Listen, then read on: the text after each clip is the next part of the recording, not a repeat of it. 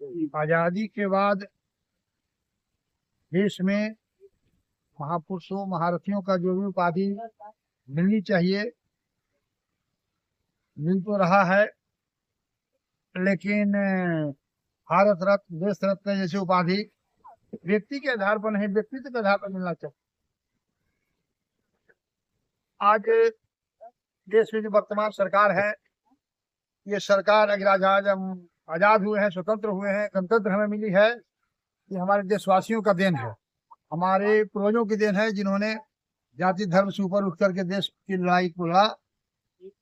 और आज जो सरकार जो है 2014 के बाद, मैं तो कहूंगा कि ये सरकार डॉक्टर सुब्रमण्यम स्वामी की देन है, जिन्होंने अपने अथक प्रयास से, मैं जब से होश संभाला, जब से राजनीतिक जीवन में आया,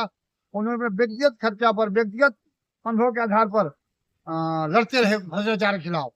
कोल घोटाला हो, काशी घोटाला हो, उन्होंने जयललिता की सरकार के खिलाफ लड़ी, उन्होंने मनमोहन सिंह की सरकार में जो कोल घोटाला हुआ उसकी लड़ाई लड़ी। सारी भ्रष्टाचार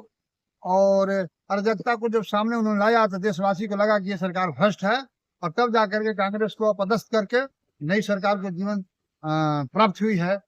और मैं तो कहूंगा नरेंद्र मोदी जी को कि डॉक्टर स्वामी जैसे प्रतिभा को पहचानने की आवश्यकता है।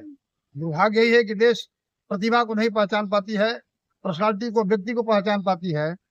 आज डॉक्टर सुब्रमण्यम स्वामी को देश के सबसे बड़ा उपाधि मिलना चाहिए था,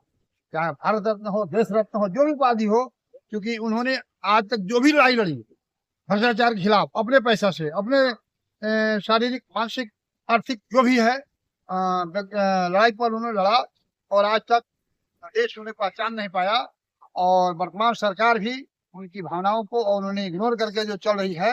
ये सरकार के और देश के सेहत के हित के लिए नहीं है। मैं अभी भी चाहूंगा कि भारत रत्न जो है